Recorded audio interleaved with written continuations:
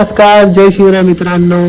मी तुमचा आवडता रोमोक्लिक्स आज पुन्हा घेऊन आलो एक नवीन ब्लॉग सकट. आणि आज मी आलोय माझ्या गावाला म्हणजे उचाटमध्ये.